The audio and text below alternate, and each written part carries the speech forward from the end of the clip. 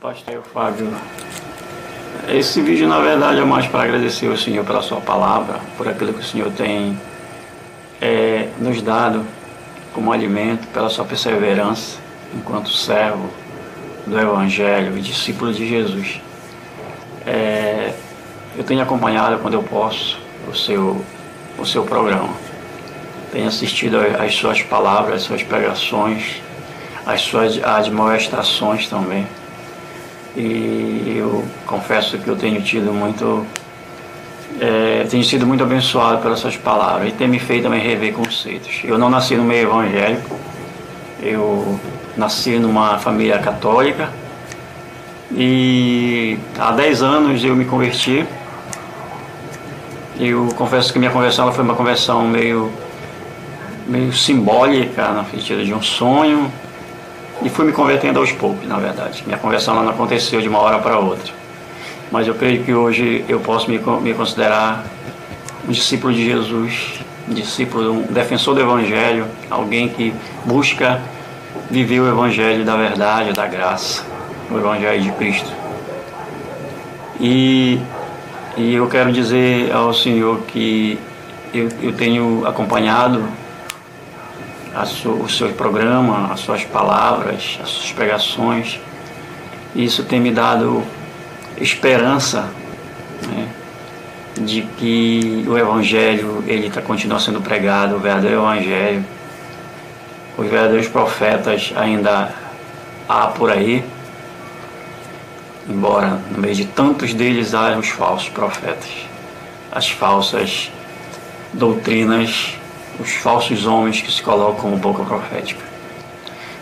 E a gente vivendo hoje num país de tanta hipocrisia, de tanto cinismo.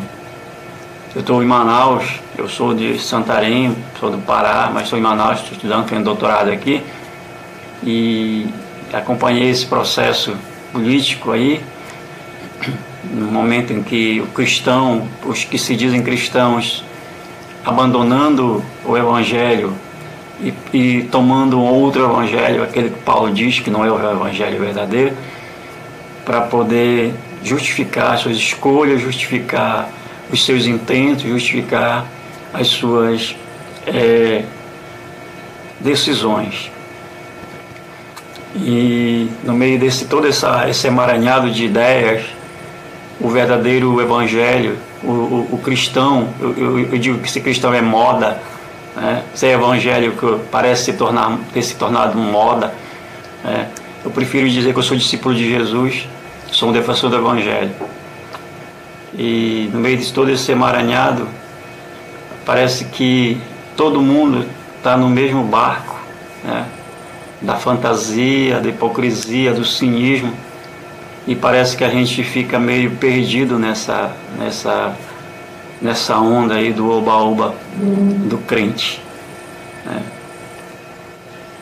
E isso tem me entristecido. Eu tenho orado, tenho pedido a Deus para que Ele possa nos manter firme no Evangelho, sem perversão do mundo, embora nós estejamos nele, né? E a impressão que eu tenho é que o mundo jaz no maligno, e isso é ruim, porque parece que aqueles que um dia diziam pregar o Cristo, pregam outro Cristo. Vestiram o verdadeiro Cristo numa personagem da matéria, do dinheiro, que é Mamon. Vestiram Mamon num Cristo. Vestiram Belial num Cristo. Tornaram-se alguns deles Natãs, outros tornaram-se Elis, e outros são os verdadeiros anticristos.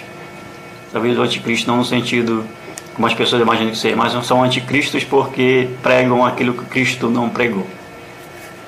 Incitam aquilo que Cristo não pregou. E eu quero agradecer ao Senhor justamente por isso, porque o Senhor tem trazido para aqueles que buscam a palavra de um Evangelho verdadeiro, de um Evangelho que ainda resiste, e eu creio que vai resistir. Que Deus abençoe, que Deus o proteja, que Deus seja com o Senhor a cada dia e levante um exército, mesmo no vale de ossos secos. Abraço. Joaquim, que coisa linda, Joaquim. Perfeito. Você é um discípulo que entendeu até a escolha de palavras para designar os conceitos e os conteúdos. Eu vi que você faz com uma consciência precisa e muito bem aplicada. Fiquei feliz. Agora é claro que este é o evangelho que vence o mundo. Este. Isso tudo aí é moda, como eu acabei de ler no segundo livro de Reis, no capítulo 16, falando sobre o rei Acais, faz 5 minutos. Parecia que você tinha me ouvido quando gravou isso, falar sobre o rei Acais, de tão contínuo que foi o que aconteceu. Mas saiba disso, eles vão enlouquecer.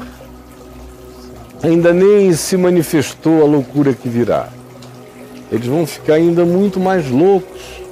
Como é que eu sei disso? Porque Jesus disse que ficariam, Paulo garantiu que ficariam cada vez piores, enganando e sendo enganados, tendo aparência de piedade, mas negando o poder de Deus nas suas vidas. Eles seguem enganando e sendo enganados, até que a ruína deles se manifeste. Então, fique tranquilo no seu lugar, creia no Evangelho, viva o Evangelho, pregue o Evangelho, ensine o Evangelho e não se assuste com a horda dos crentes enlouquecidos, celebrando esse bezerro de ouro, cultuando esse bezerro de ouro, ou ajoelhados perante a estátua de Nabucodonosor.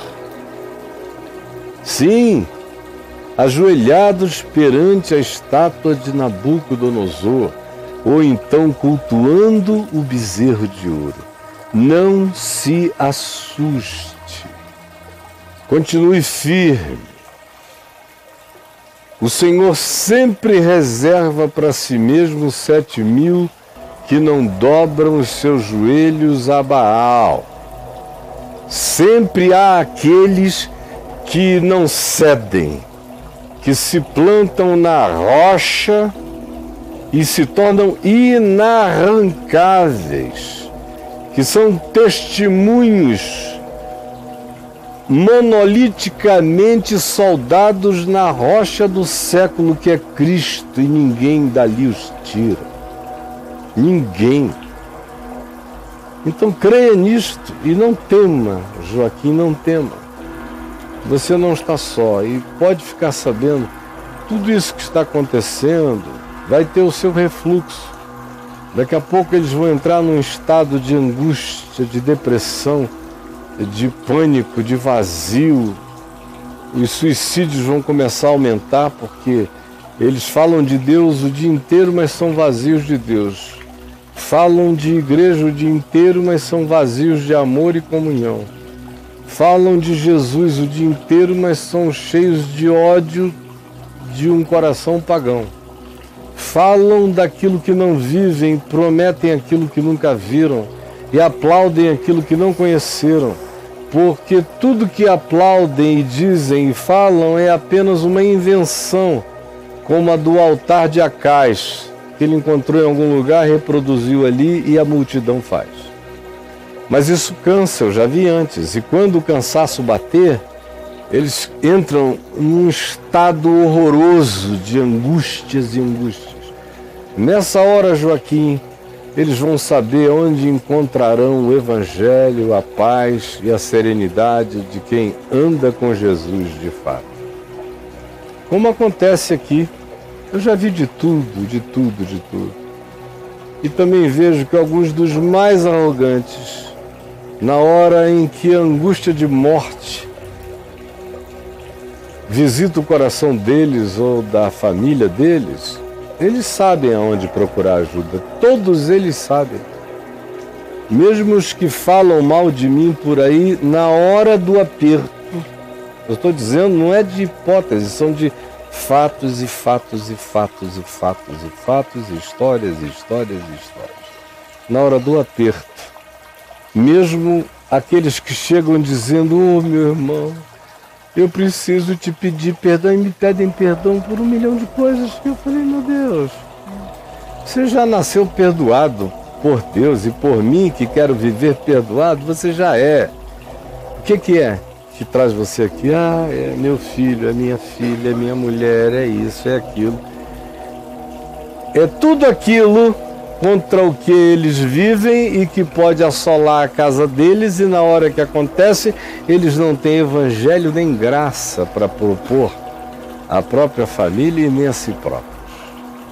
Então, fica firme, Joaquim. E todo mundo mande aqui para nós um WhatsApp nesse número que está aqui. Eu estou esperando que você faça a mesma coisa que o Joaquim fez.